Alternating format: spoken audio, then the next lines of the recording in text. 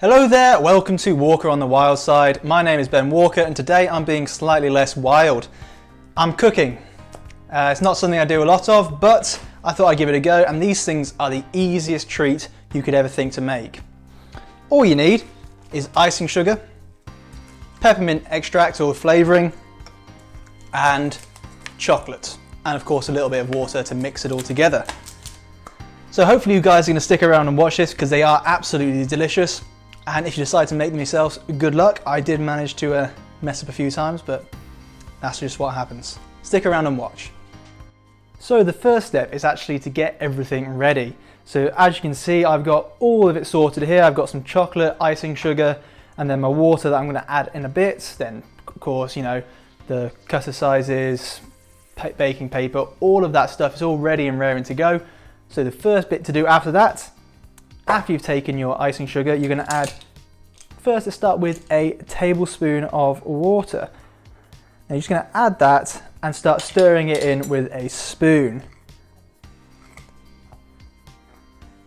Now obviously you don't want to get the icing sugar everywhere, so you're going to take it nice and slow. And I know that a tablespoon doesn't look like much, but it will start coming together, and you just want to add it nice and slowly. So if you're making 500 grams of icing sugar, then it says to use 4 tablespoons. I'm not convinced by that. I think you take it nice and slowly, add it together slow so you don't end up with a big gloopy mess. Because the goal is to get nice firm molds. So while you're stirring the water in, you also want to add a little bit of your peppermint flavouring. So you don't need too much, just a few drops. I think I'm going to go with 4 or 5 for this, so let's see how that goes. 1, 2, 3, 4, 5, lovely. And we'll see how that tastes in a bit. I'm just going to make sure I'm still stirring this in because I've added more water and it's still not coming together. But we're going to take our time, take it nice and slow. So it's gone a little bit more dough-like. Now unfortunately I don't really know how to knead bread, so I'm just doing my best job here. This is what we got. It's I'm just turning and pushing basically. I don't know what I'm doing, but it seems to be working, I guess. I don't really know. I guess we'll find out when we actually finish it. So in the process of making this, my editor and filmer, director, producer over there told me to add too much water, so it went all sticky. So I've had to correct that. I put a bit more icing sugar in because, like I said, I don't actually know what I'm doing. So a bit more icing sugar, and we've added some more peppermint as well. I'm actually going to add a little bit more just to get that minty flavour really coming through. It's literally just a couple of drops, and then we're going to keep kneading as best I can. That's just basically turn, smush, turn, smush. And because this bowl isn't exactly great for me because hands don't really fit, I'm doing the best I can. Be nice in the comments, please. So I think this is done. You know, it's doughy, maybe, who knows. So the next step is to get some icing sugar. And we're just going to add a little dusting of icing sugar all around here to put the dough onto. So that way it's not going to get stuck to the surface basically. So nice fine dusting all the way around here. Honestly, I don't know how big this is going to stretch out to, so I'm going to add a fair amount. And I'll just leave it for other people to clean up afterwards, you know, my go-to move. Maybe a little bit more. That'll do, maybe? Maybe? Yep, and then the next step, there we go, lovely. Now we just want to stretch this out a little bit. And then we'll make it nice and flat, hopefully. That's the plan. Until we get this rolling pin right here. Now with the rolling pin, you need to cover this with icing sugar as well. But once again, it's just a nice, fine coat, like so. And then you just slowly and gently start kneading. Not kneading, rolling, that's the one. Now obviously you want to try and keep it nice and uniform, which can be quite difficult to do if you're trying to move around stuff. Now the eventual thickness that you want is just a bit thicker than a £1 coin.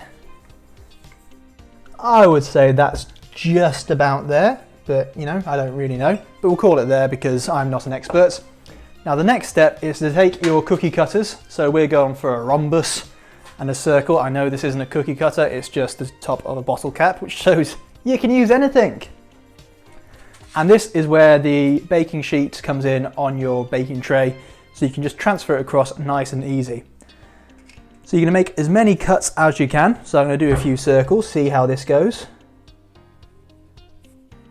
There's one. Get it nice and close so you can make the most of whatever you have made here. So as you can see, I've done it quite chaotically here. Now, many people see that as a bad thing. I've got lots of big gaps.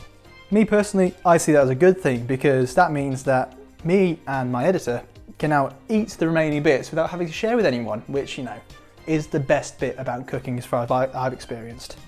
But the next step is to very, very carefully pick these up. You can use forks or whatever and just transfer them over to the baking tray. And then you get little bits like this, for example, which you can just eat. So you transfer across, and then you eat a bit. Lovely. So these are the ones that we've managed to pry away from the surface, and this is what we've got left over. Now it's gone a little bit hard, so all we're going to do is add a little bit of peppermint stuff. Not much, just a few drops. And then see how that works, basically. Work it in. And that way we can make some more. I did want to eat it all, but I was outvoted, so oh well. Anyway, back to kneading. So we've ended up with this much for the excess. All we've got to do now is dust once again. Spread that out a bit. Something like that. Put that on there. And then start working it out so it's a little bit wider before you start rolling. So we're pretty much there. It doesn't take long to roll out this time. It's just a bit thicker than a pound coin again. So next step, as before, get your cookie cutters. I think we need a few more rhombuses. And cut them nice and neat. Now, as we're not going to be doing it again, do try and save space. Not something I'm very good at, I'll be honest. And there we have a number of little mint things. Now we've got to leave them to set for at least 4 hours, either 4 hours to overnight, something like that. That way they'll go nice and hard, at which point we'll get the chocolate into play, melt that down, and then we can dunk those in so they have a nice chocolatey coat on the outside. So I left these to set overnight. It says between 4 hours to overnight. I probably left them a little bit longer than that, but doesn't matter because they are now nice and hard and ready to be dipped in melted chocolate. Now before you do this, of course, you have to make sure they're not resting on something so the chocolate can drip down and these can dry nice and easy, or cool nice and easily from the chocolate. But now we do have to put this chocolate into the microwave, which is over there.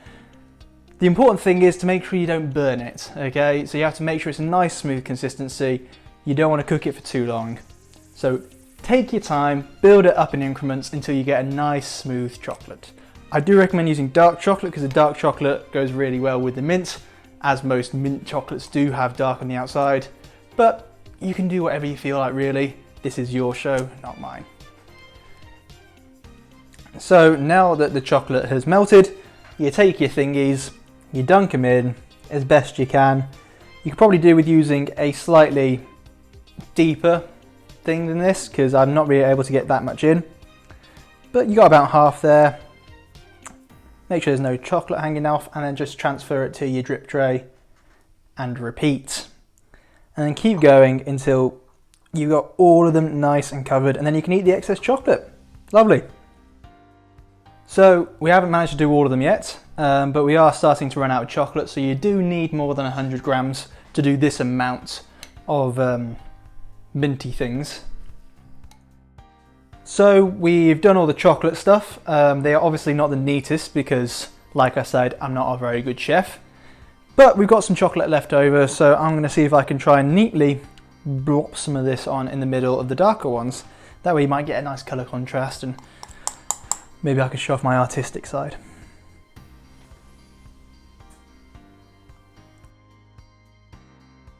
There we go.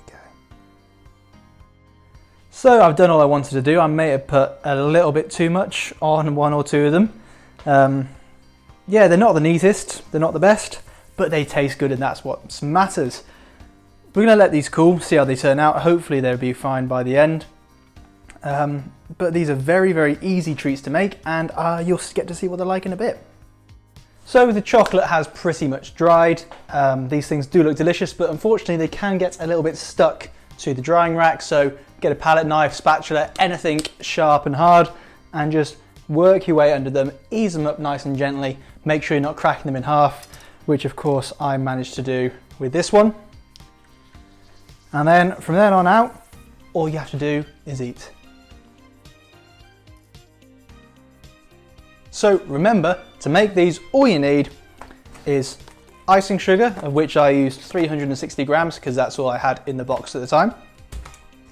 A few drops of peppermint flavouring, just to your taste, and some chocolate to dunk it in. We use both dark and milk. It's completely up to you, whichever one you want to use. Hopefully you guys are going to make this because they are absolutely delicious. Thank you very much for watching, and feel free to like, comment, subscribe, comment anything else you want me to make or do or research, anything at all. And hopefully I'll see you guys again soon.